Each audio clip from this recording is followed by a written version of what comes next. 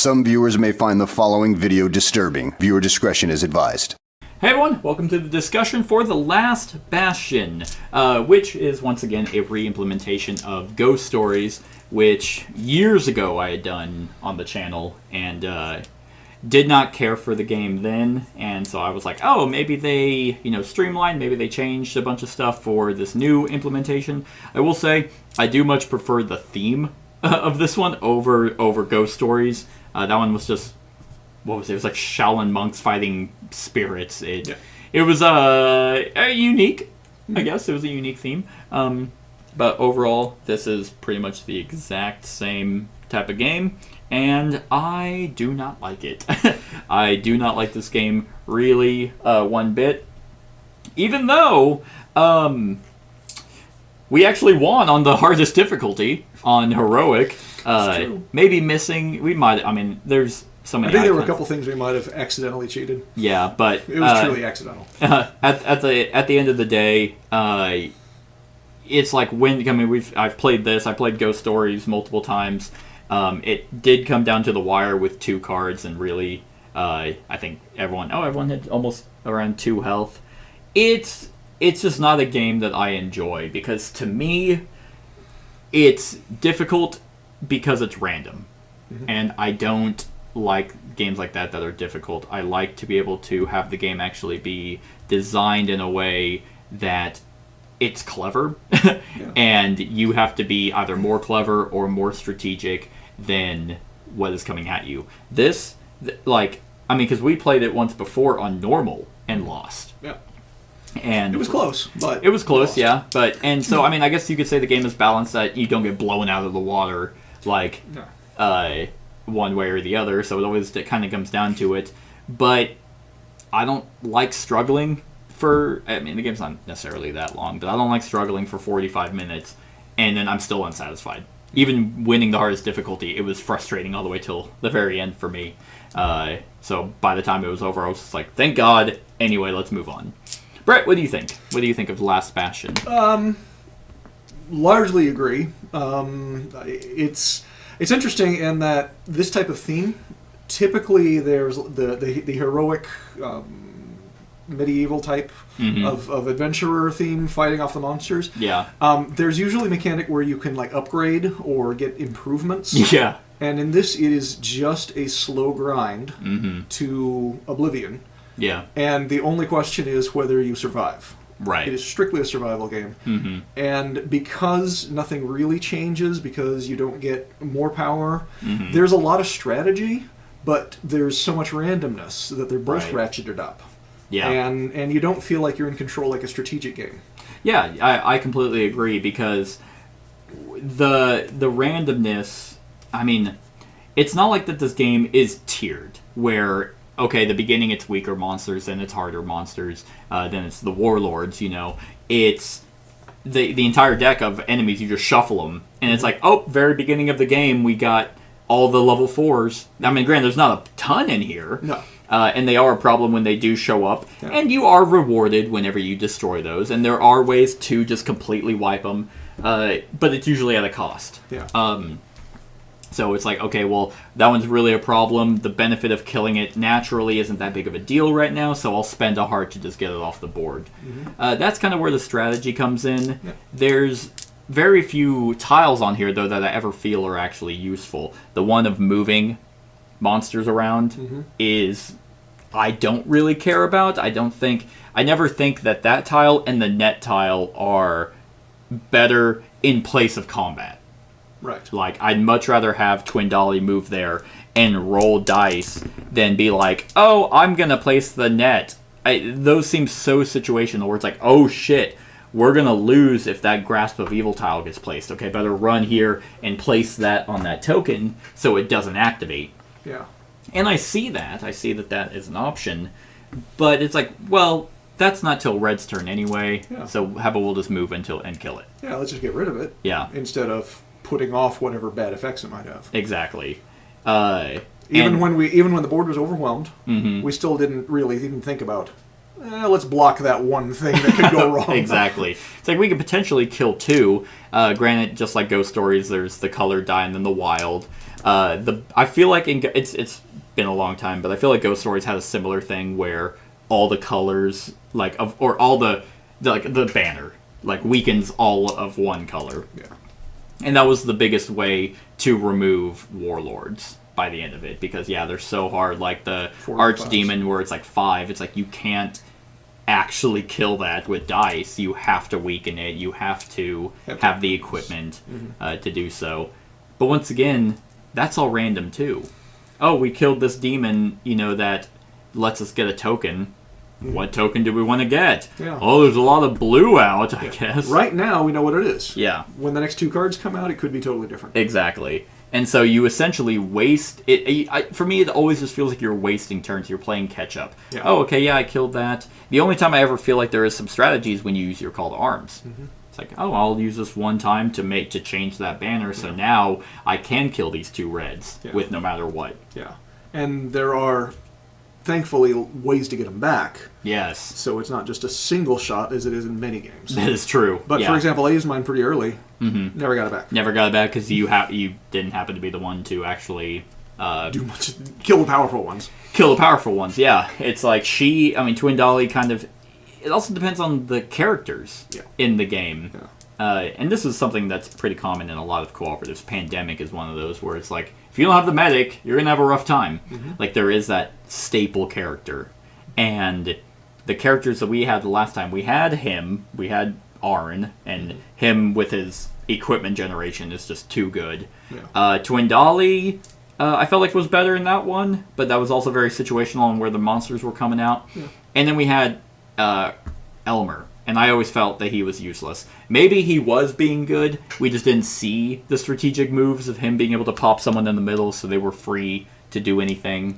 Except that Elmer was also critical in moving people across the board when it was important. Sure, and it may not have felt like it just because it felt like a move. Right. It didn't feel like, hey, here's somebody using their special ability. Yeah. It's just okay, we'll move you. Yeah. And then, of course, having an extra die just to mitigate that randomness. And not be affected by negatives, negative exit abilities. Mm-hmm. That's just too good. But once again, there were many times where I rolled and I'm just well, that's an ass roll. Mm-hmm. 4 wilds, that's amazing. He's so good right now. Mm-hmm. I think you kind of hit the nail on the head where this game is what it is.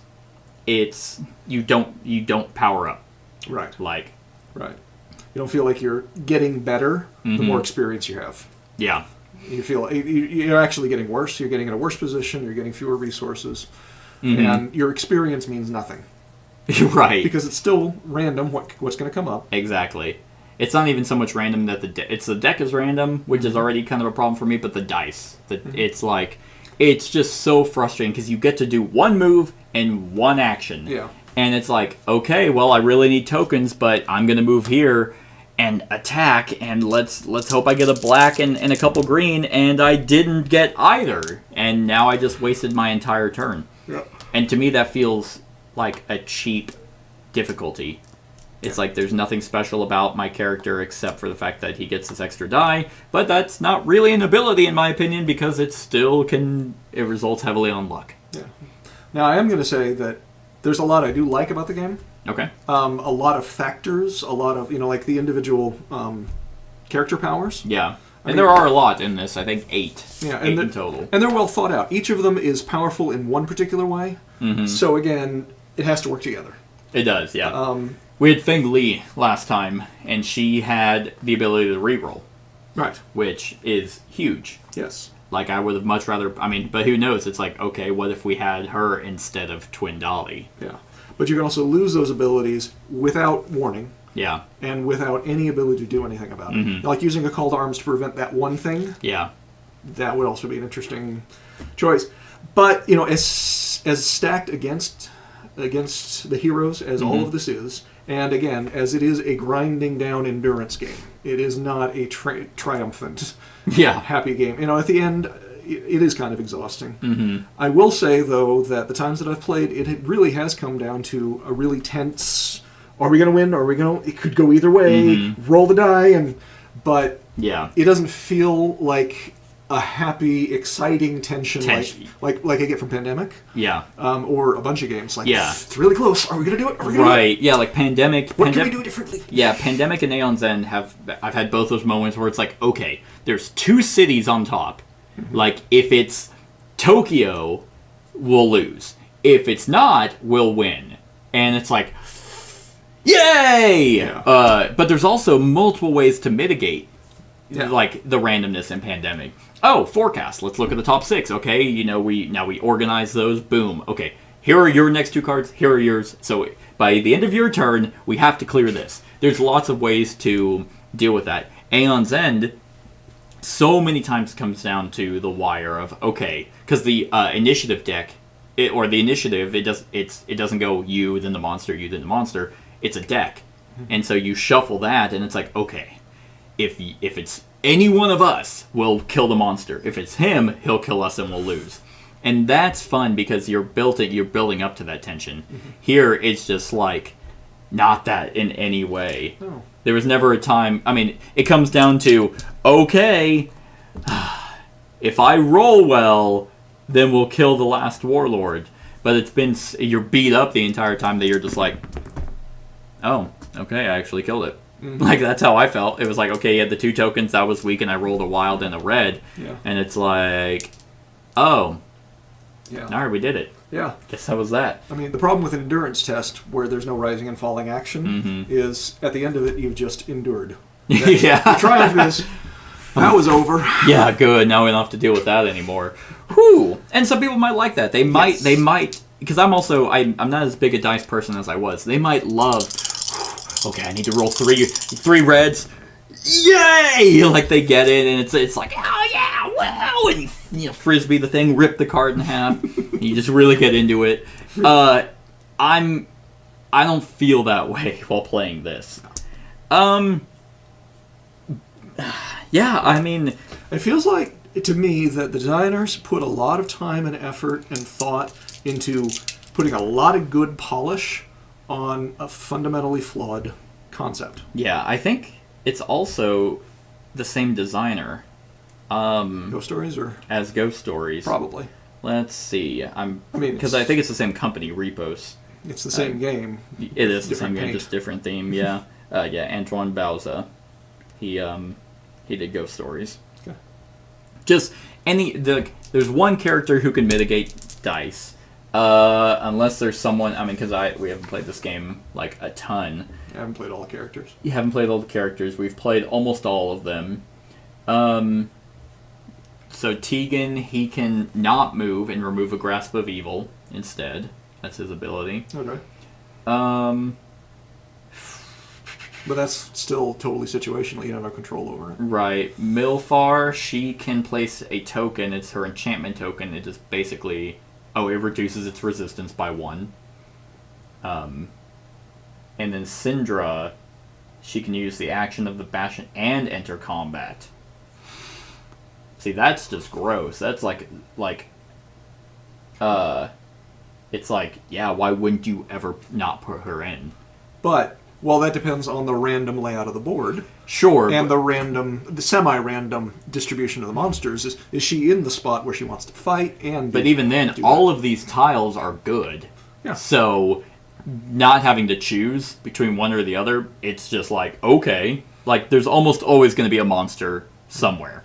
So, it's like, yeah, okay, yeah, let's have her go to the banner, change the banner tile to what she's about to fight. Yeah. Like, that's just really good. But there's one character that can potentially, I mean, you don't ever get to choose your die rolls. Hence why you have the equipment tokens. This is your mitigation. Yeah. It's like, oh, okay, well, I need to fight that 3 red. Okay, so I have 2 red, so I just need to roll 1 or a wild. Oh, there's my wild dead. And spend those tokens, because there's lots of ways to get these. Yeah. But there's no way to mitigate the cards.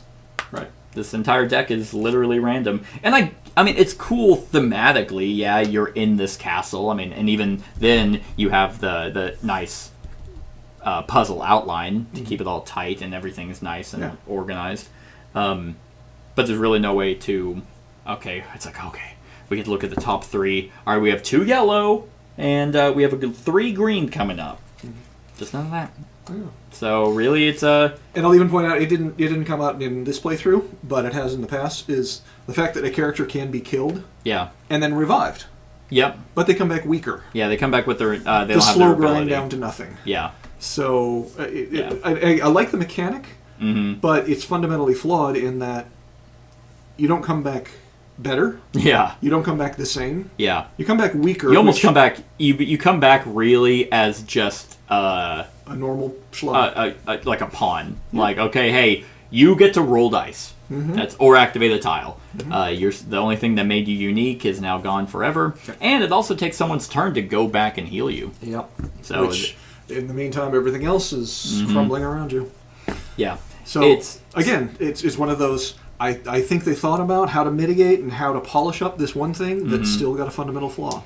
And as we said multiple times, yeah, it has come down to the wire. We had 2 cards left. I mean, he had extra health to be able to buff it, and so it's like I don't think that even if I didn't lose a single health the whole game. I have no idea how that happened.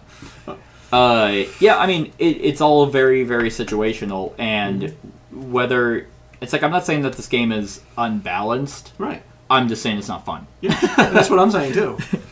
Like it's got all of the elements that I think it should be. They just don't come together in a way that works. Yeah. And so if someone were to come to me and be like, I love Ghost Stories or I love Last Bastion, it's like, great. I will not be playing that with you.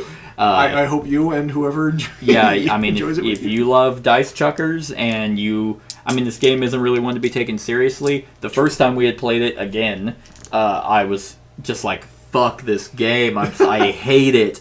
And whenever I was like, no, we'll record it for the channel, I had to alter my mindset because I knew I didn't like it. Yeah. And it's like, okay, well, what the fuck? Why not try it on heroic? Sure. Like, let's end it quicker. Yeah. Screw you. And didn't work. And really, yeah, I know, right? It's like, oh, you're gonna win. Great. I don't. Again, we're not. It's not because we're good players. It's not because we're particularly strategic. Yeah, I wasn't sitting here like, okay, if you do this, then that allows Armin to do that. And we had a little bit of that. Oh, okay. If we move him, and then you were talking about which token should I get. There is some strategy. It's Absolutely. Not pure. I mean, getting these tokens as a reward. It's just like, okay, let's just shuffle these. All right, which one do you want? All right, this is what you get because really, it's just I would prefer a cooperative. My favorite types of co-ops are ones where you're in control, not the entire time. Obviously, Aeon's End has the randomness of the Nemesis deck, and even it's a deck builder, so what you draw, granted that has more control over its deck. Anyway, is where I can be like, okay, if I do this and I take this certain action, or I take these certain cards, then that's going to allow me to do this, which then in turn lets you do this. Spirit Island is a perfect example of, in my opinion, a perfect co-op, because you know what the enemy's going to do. Right. It's hard. It's still a very hard game. Just because you know what they're going to do doesn't make it any less difficult. And it's like, I know my abilities, but because there's a slow and fast power, we can combo. Like, okay, if you use your fast power, that allows me to do this with my slow. Like, this doesn't have that. No. And that's fine. There's room for these games for people who want to just have a dice chucker, randomness, fun, haha, listening to Lord of the Rings, Battle of Helm's Deep music, and just be like, oh man, all right, well, it's a shame that the skeleton archer showed up for whatever reason, and he killed us, and we lost. Okay, then I'm hearing what sounds to me like something that you said very similar about another game that we recorded recently. Okay. And I just want to see if you compare it as in, yeah, I think that they're similar enough that the same kind of people would like them, and it's not me. Legends of Andor. Okay. Very predictable. Yep. I would... A lot more control. I do not think... Well... Okay. That's interesting. So Legends of Andor is, once again, also a cooperative game, but you know exactly what's happening. Almost all the time. You can... Very low randomness. So I prefer Legends of Andor leagues above this one. Yeah. Because Legends of Andor is a puzzle. And you get to sit there and you're like, okay, I know what enemies are going to show up. And there is a little bit of randomness in some of the missions, but you get to be like, okay, if we kill this one, that's going to advance this, which is probably going to bring in more enemies, and then they're going to go and they're going to hop, and then we'll lose that way. Right. So we need to kill this one so they don't hop, but you can't overkill. So Legends of Andor, I don't know if someone, I guess you could like both for different reasons. But they are not similar. No, I don't think so. This one's certainly more luck based. Oh, absolutely. Okay. Yeah. Okay. Because I was hearing the same sort of vibe, but for very different reasons. Yeah, and that's what makes board gaming interesting. Is it's not every game is not a end all be all. Yeah. It's like just because I say like, oh, I don't like the randomness of dice in this game doesn't mean I don't like. I mean, I could say the same thing about Sleeping Gods. I fucking hate that Fate deck because it's so random. Yeah. And it is. Yeah. But the way they utilize it is completely different, and there's ways to mitigate it, and you have abilities and things like that. So that is an element of luck that I do like. And it's like, okay, shit. All right, if that's a 1, that sucks. We won't succeed. We need at least a 3. Okay, it's a 1. Okay, let's use this ability to redraw. Okay, that was still a fail. Let's use her ability to redraw. This is like, you get what you get. Yep. You roll. Yep. Didn't roll a single yellow. Guess I can't kill that. For some reason, I can't kill that skeleton drummer that needs 1 yellow. And Sleeping Gods is the same kind of grinding down sort of survival game, except in that one you do get a lot of powers and abilities to be able to use at certain times. Yeah, so it's fun to review games like this because, like, just because there's pure randomness in this doesn't mean I don't also enjoy games of pure randomness. Right. It's weird. It depends on the mindset as well. Like, if we had recorded the first time we played this, this review would have gone a lot different. Because I would have been very upset. Yes. But I knew what to expect going in. Same with Seven Wonders Duel. My first review, when I did that one, I was like, I'm not uploading that because I sound like a fucking child throwing this big fit. So we played it again because I knew, my opinion hasn't changed of it. Right. So, I mean, it's hard to say. If you like this one, will you like other games of this? I mean, probably. Ghost Stories, for sure. Yeah, you'll really like Ghost Stories. Because it really is the same game. But I can definitively say, at least for me, my opinion has not changed. My same issues I had with Ghost Stories all those years ago has not changed to this one.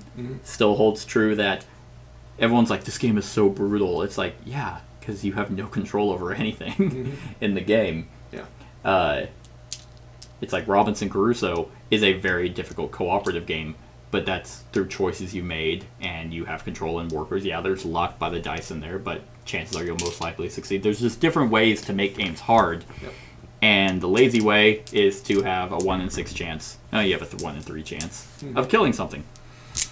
So, at the end of the day, 'tis not for me, but if someone were to say, I really like it, it's fun with me and my family. Because once again, this game is not difficult to learn, which is a positive. Yeah. I mean, the age is 14 plus. I think that's a little extreme.